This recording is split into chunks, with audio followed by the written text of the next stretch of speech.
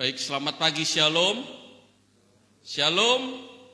Ada sukacita pagi hari ini? Amin. Seberapa banyak yang merasakan bahwa penyertaan Tuhan itu sangat sempurna bagi hidup kita? Boleh lambaikan tangan. Dari awal tahun hingga di penghujung tahun ini, seberapa banyak yang merasakan bahwa kasih Tuhan itu gak pernah berhenti-berhenti untuk memberikan kita kekuatan dan memberikan kita pertolongan. Amin. Bahwa Tuhan itu Allah Immanuel, Allah yang setia, Allah yang selalu menyertai kita. Dan kita patut bersyukur pada Tuhan bahwasannya Tuhan itu sangat baik bagi hidup kita. Terima kasih untuk pujian penyembahan yang luar biasa pagi hari ini. Dan untuk perenungan firman pagi hari ini dalam minggu ini masih tema Natal. Sebelum menyambut minggu depan kita melakukan perayaan Natal. Untuk minggu ini Beta akan berbicara tentang makna Natal itu sendiri. Kalau minggu lalu Beta berbicara tentang be the light, menjadi terang. Tapi minggu ini Beta akan membahas tentang makna Natal. Kenapa akhirnya Beta memilih tema ini makna Natal? Karena seringkali kita ini orang umat Kristen, seringkali ketika pada saat merayakan hari Natal lebih terfokus pada perayaan dan perayaannya. Tetapi sesungguhnya kita harus lebih merenungkan lagi, kita harus lebih meresapi lagi. Apa itu makna Natal? Apa maksud kelahiran Yesus bagi hidup kita? Apa maksud Yesus datang ke dunia bagi hidup kita? Dan itu yang lebih penting dan itu yang tidak boleh terlewatkan. Itu tidak boleh terlewatkan dalam diri kita. Jadi kita harus betul-betul memahami bahwa Yesus datang ke dunia ini ada maksud dan tujuan. Dan kita sebagai orang-orang percaya, anak-anak Tuhan, kita harus mengerti betul apa itu makna Natal bagi hidup kita. Ya. Pagi ini saya akan berbicara tentang makna Natal bagi hidup kita. Sebelumnya kita akan membaca firman Tuhan dari Matius 1 ayat 20 sampai 23. Matius 1 ayat 20 sampai 23.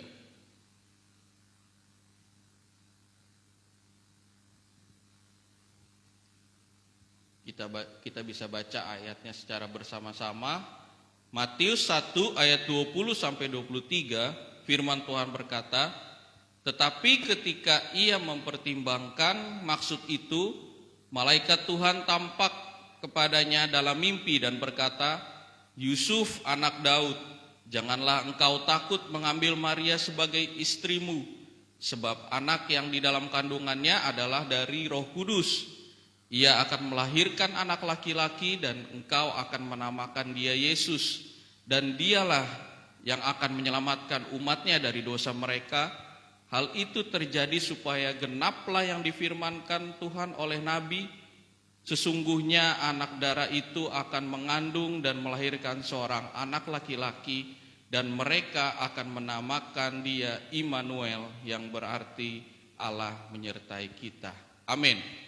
Jadi pagi ini kita akan belajar bahwa ada 3 hal apa makna Natal bagi hidup kita. Ya, kita tidak lagi terfokus hanya dengan perayaannya saja, ya, tetapi kita lebih secara dewasa memaknai apa itu Natal, apa itu arti kelahiran Yesus bagi kita.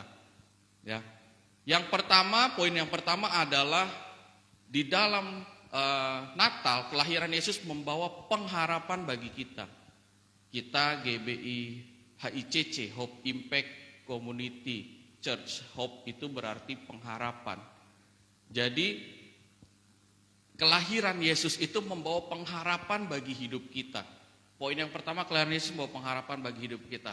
Kenapa kelahiran Yesus membawa pengharapan bagi hidup kita? Ya, kita ini manusia yang berdosa.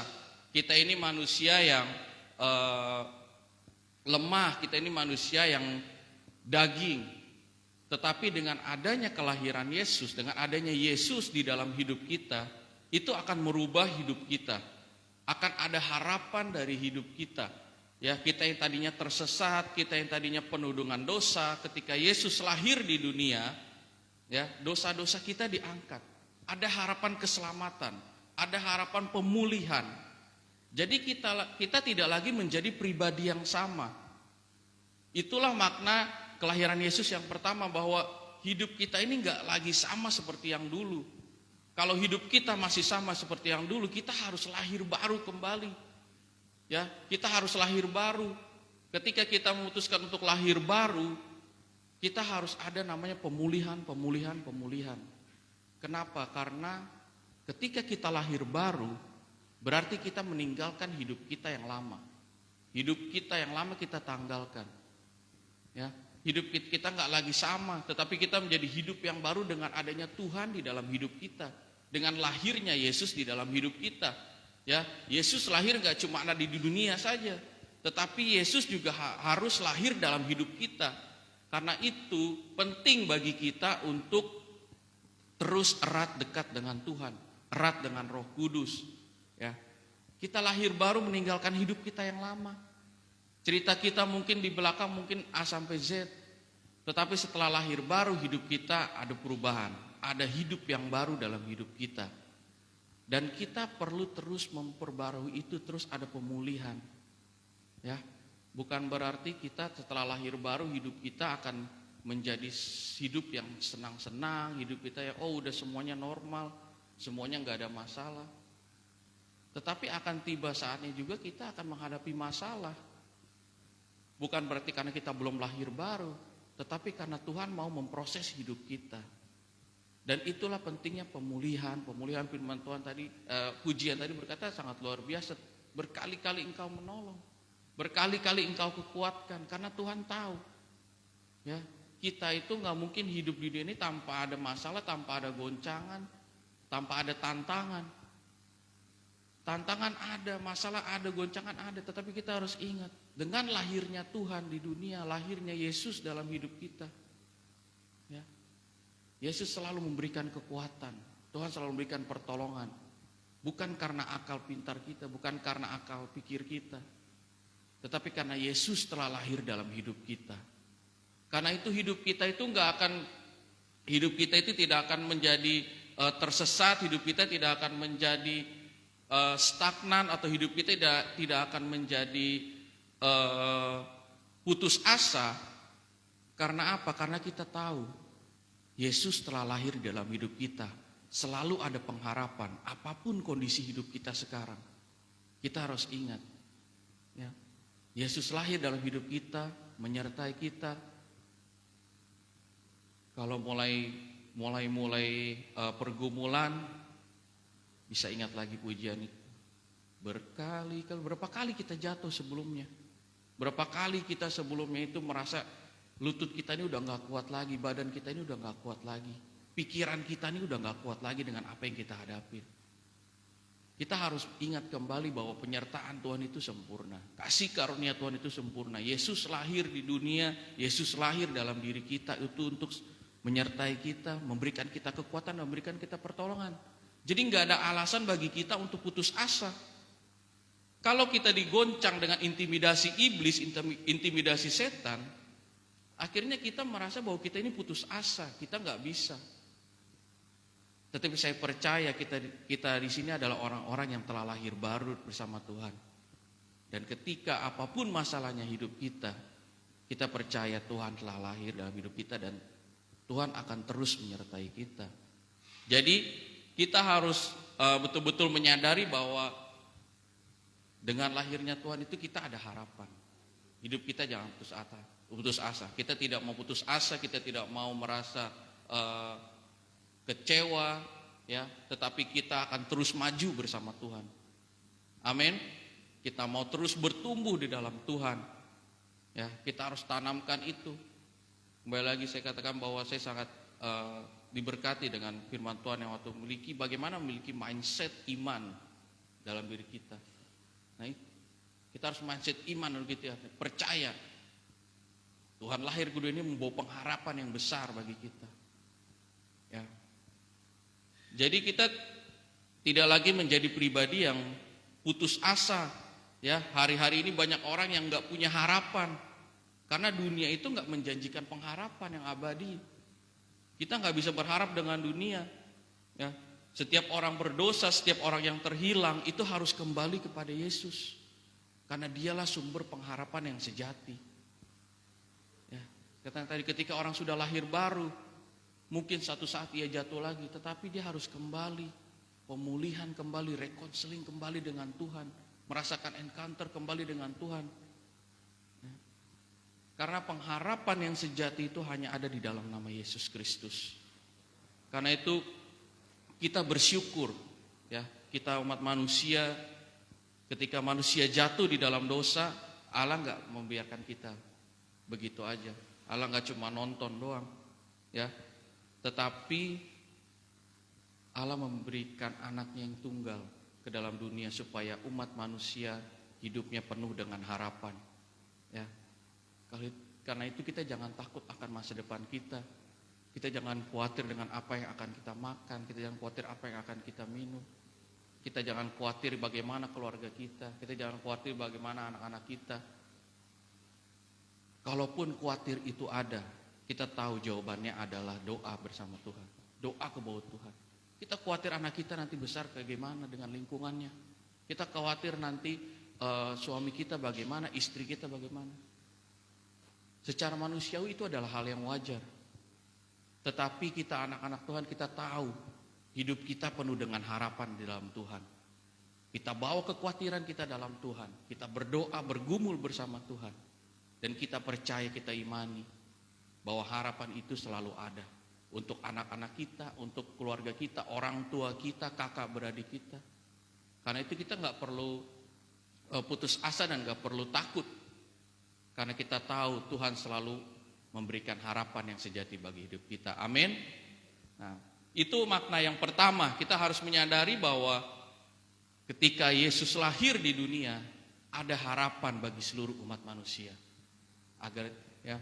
Yang kedua adalah maknanya adalah Natal itu adalah pemberian. Natal itu adalah gift. Ya, dalam firman Tuhan dalam Yohanes 3 ayat 16. Yohanes 3 ayat 16 firman Tuhan berkata, "Karena begitu besar kasih Allah akan dunia ini, sehingga ia telah mengaruniakan anaknya yang tunggal, supaya setiap orang yang percaya kepadanya tidak binasa, melainkan memperoleh hidup yang kekal." Natal itu adalah gift, kasih karunia pemberian yang luar biasa bagi kita umat manusia. Ya, mengapa Allah memberikan anaknya yang tunggal? Dalam Alkitab firman Tuhan kata menyebutkan bahwa manusia telah jatuh dalam dosa. Ya, sehingga akibat dari dosa ini adalah maut, kesukaran, kesengsaraan. Ya. Tetapi Allah mengutus anaknya yang tunggal dengan kasih karunia supaya kita anak Tuhan tidak binasa, melainkan kita memperoleh hidup yang kekal. Firman Tuhan juga katakan dalam Matius tadi bahwa untuk menghapus dosa kita umat manusia, maka Allah memberikan anaknya yang tunggal. Dari dalam Roma dikatakan karena semua orang telah berbuat dosa dan telah kehilangan kemuliaan Allah. Ya, sebab upah dosa ialah maut, tetapi karunia Allah ialah hidup yang kekal di dalam Yesus Kristus Tuhan kita. Ya. Makna yang kedua bahwa Natal itu adalah pemberian, gift yang luar biasa bagi kita. Ya. Kalau kita berbicara tentang hari lahir atau ulang tahun, ya, kalau kita bicara tentang ulang tahun, pasti kita akan berpikir kayak misalnya beta kakak ulang tahun, pasti beta akan berpikir beta mau kasih kado apa ya, atau Mama Lucy atau Bapak Dedi, beta mau kasih kado apa ya untuk bapak atau mama yang ulang tahun. Ya, biasanya bahkan kita kalau beta kadang tanya, "Ci, lu lagi pengen apa?" Ya kalau bisa beta beli, kasih sebagai kado. Ya, jadi Natal itu perayaan ulang tahunnya Tuhan Yesus. Tetapi seringkali yang minta kado siapa di hari Natal? Yang minta berkat siapa? Kita. Padahal yang ulang tahun Tuhan Yesus. Tapi seringkali malah kita yang minta, "Tuhan nanti di Natal tahun ini beta mau berkat ini. Kita udah targetkan duluan. Padahal yang ulang tahun Tuhan Yesus. Sementara yang minta kadonya kita. Udah gitu mintanya banyak lagi. Ya. Jadi sebenarnya bahwa kembali Natal itu adalah gift, pemberian. Coba kita balik lagi. Kalau anak sekolah minggu dulu ketika acara Natal pasti ya kan pengen hadiah apa nih yang didapat nanti. Ya kayak dulu beta waktu kecil ketika sekolah minggu pasti kalau Natal tuh udah penasaran dulu. Oh nanti nih pasti ke gereja nih acara Natal pasti dapat bingkisan. Mau itu ada snack-snack, mau itu ada apa, pasti akan ada hadiahnya. Nah, tapi itu adalah anak sekolah minggu. Tetapi kita sekarang udah dewasa, kita rubah pikiran, pola pikir kita juga sudah berubah, tambah dewasa. Ketika Natal kita nggak lagi justru menuntut kado untuk kita, berkat untuk kita. Tetapi kita berpikir lebih dewasa. Tuhan yang ulang tahun, kita mau kasih kado apa sama Tuhan? Ya, kita mulai berpikir kado apa yang mau kita kasih sama Tuhan. Dan udah pasti ya, satu-satunya kado yang pasti Tuhan mau itu adalah kita memberikan seluruh hidup kita untuk selalu memuliakan nama Tuhan. Kita memberikan seumur hidup kita untuk menyenangkan hati Tuhan. Kita memberikan seluruh hidup kita, seumur hidup kita untuk melakukan apa yang menjadi kehendak Tuhan dalam hidup kita. Jadi kita nggak lagi menjadi seorang Kristen yang anak-anak sekolah minggu, yang harapannya adalah ketika Natal kita dapat berkat banyak. Tetapi kita rubah, pola pikir kita berubah, kita menjadi seorang yang dewasa. Ketika kita Natal kita tanya, Tuhan, setiap tahun kita tanya Tuhan mau kado apa? Oh Tuhan mau hidup kita, ya hidup kita. Dan Tuhan akan memproses terus hidup kita. Tuhan mau hidup kita, oh anakku tahun ini kau telah memberikan hidupmu untuk pelayanan. Tadinya engkau hanya duduk di kursi jemaat, tetapi engkau sudah melayani Tuhan. Nah, kita bisa terus meningkatkan, mengupgrade terus untuk menyenangkan hati Tuhan. Kita mungkin tadinya hanya seorang singer, tapi kita menjadi seorang worship leader. Kita mungkin tadinya hanya seorang worship leader, tetapi kita menjadi pembicara sharing firman Tuhan.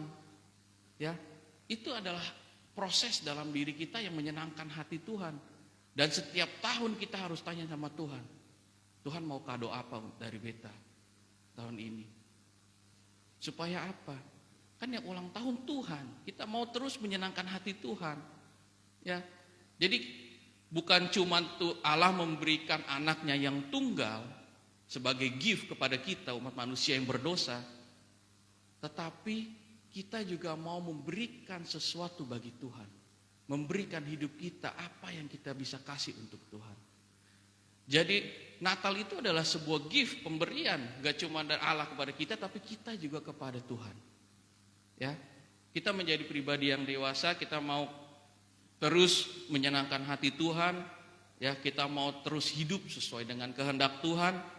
Ya, kita mau menjadi seorang Kristen yang terus tumbuh menjadi dewasa. Kita mau terus menyenangkan hati Tuhan. Kita tidak stagnan, tetapi kita mau menyenangkan hati Tuhan. Karena itu nanti pulang berdoa tanya, Tuhan tahun ini mau kado apa?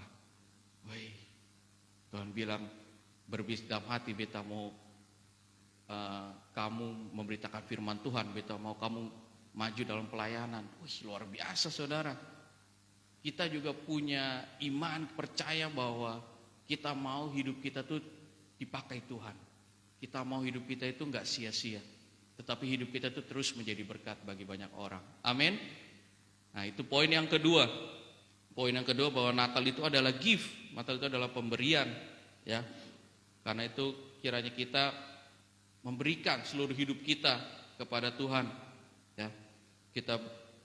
Kita mau nggak hitung-hitungan sama Tuhan, tetapi kita memberikan apa yang kita bisa untuk Tuhan. Amin. Yang ketiga adalah Natal berarti Immanuel. Ya, Allah menyertai kita. Dengan kelahiran Yesus, firman Tuhan tadi katakan, yang berarti Immanuel, Allah menyertai kita. Ya, dalam firman Tuhan tadi dikatakan hal itu terjadi supaya genaplah yang difirmankan Tuhan oleh Nabi. Sesungguhnya anak darah itu akan mengandung dan melahirkan seorang anak laki-laki, dan mereka akan menamakan dia Immanuel, yang berarti Allah menyertai kita. Ya. Menyertai itu berarti menemani, mengiringi, ikut serta. Jadi nggak cuman menyertai itu nggak cuman menemani doang, nggak cuma mengiringi doang.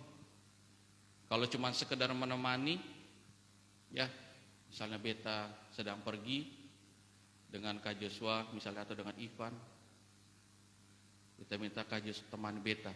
Nah, kalau Kak Jos sebagai seorang yang menemani, ketika kita jalan naik motor ternyata motornya rusak.